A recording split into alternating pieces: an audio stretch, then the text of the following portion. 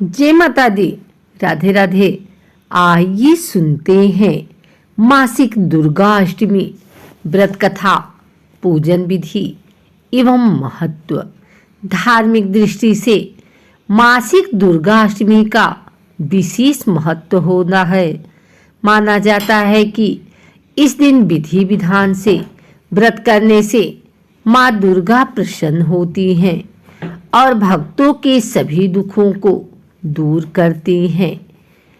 आइए जानते हैं इससे जुड़ी कथा के बारे में। पौराणिक मान्यता के अनुसार प्राचीन काल में असुर दंभ को महिषासुर नाम के एक पुत्र की प्राप्ति हुई थी, जिसके भीतर बचपन से ही अमर होने की प्रबल इच्छा थी। अपनी इच्छा को पूरा करने के लिए उसने अमर होने का वरदान हासिल करने के लिए ब्रह्मा जी की घोर तपस्या आरंभ की। महिषासुर द्वारा की गई इस कठोर तपस्या से ब्रह्मा जी प्रसन्न भी हुए और उन्होंने वैसा ही किया जैसा महिषासुर चाहता था। ब्रह्मा जी ने खुश होकर उसे मनचाहा वरदान मांगने को कहा। ऐसे में महिषासुर, जो सिर्फ अमर होना चाहता था, उसने ब्रह्मा जी से वरदान मांगते हुए खुद को अमर करने के लिए उन्हें बाध्य कर दिया। लेकिन ब्रह्मा जी ने महिषासुर को अमरता का वरदान देने की बात कहते हुए टाल दी कि जन्म के बाद मृत्यु और मृत्यु के बाद जन्म निश्चित है, इसलिए अमरता जैसी किसी बात का कोई अस्तित्व नहीं होता है।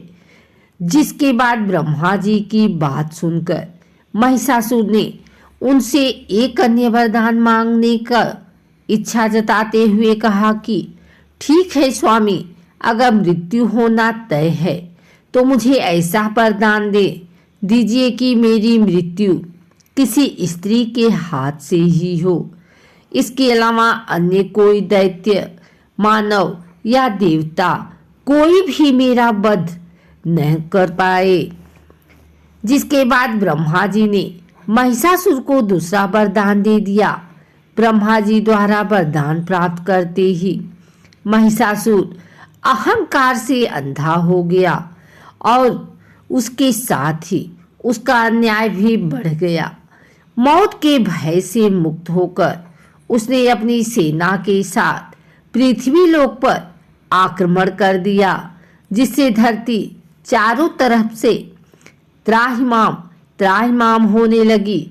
उसके बल के आगे समस्त जीवों और प्राणियों को नतमस्तक होना ही पड़ा। जिसके बाद पृथ्वी और पाताल को अपने अधीन करने के बाद अहंकारी महिषासुर ने इंद्रलोक पर भी आक्रमण कर दिया, जिसमें उन्होंने इंद्रदेव को पराजित कर स्वर्ग पर भी कब्जा कर लिया। महिषासुर से परेशान होकर सभी देवी देवता त्रिदेवों के पास सहायता मांगने के लिए पहुंचे। इस पर विष्णु जी ने उसके अंत के लिए देवी शक्ति के निर्माण की सलाह दी। जिसके बाद सभी देवताओं ने मिलकर देवी शक्ति की सहायता के लिए पुकारा और इस प्रकार को चुनकर सभी देवताओं के शरीर में निकले तेज ने एक अत्यंत खूबसूरत सुंदरी का निर्माण किया। उसी तेज से निकली माँ आदिशक्ति, जिसके रूप और तेज से सभी देवता आश्चर्यचकित हो गए। त्रिदेवों की मदद से निर्मित हुई देवी दुर्गा को हिमवान ने सवारी के लिए सिंह दिया और इसी प्रकार वहां मौजूद सभी देवताओं ने माँ को अपने एक एक अस्त्र शस्त्र सौंपे और इस तरह स्वर्ग में देवी दुर्गा को इस समस्या हेतु तैयार किया गया।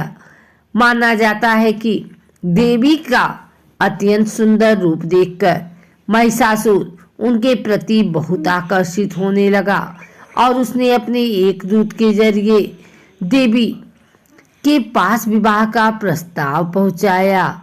अहंकारी महिषासुर की इस अच्छी हरकत ने देवी भगवती को अत्यधिक क्रोधित कर लिया। इसके बाद मां ने महिषासुर को शुद्ध के लिए ललकारा। मां दुर्गा से युद्ध की ललकार सुनकर ब्रह्मा जी से मिले वरदान के अहंकार में अंधा महिषासुर उनसे युद्ध करने के लिए तैयार भी हो गया। इस युद्ध में एक एक करके महिषासुर की संपूर्ण सेना का मां दुर्गा ने सर्वनाश कर दिया।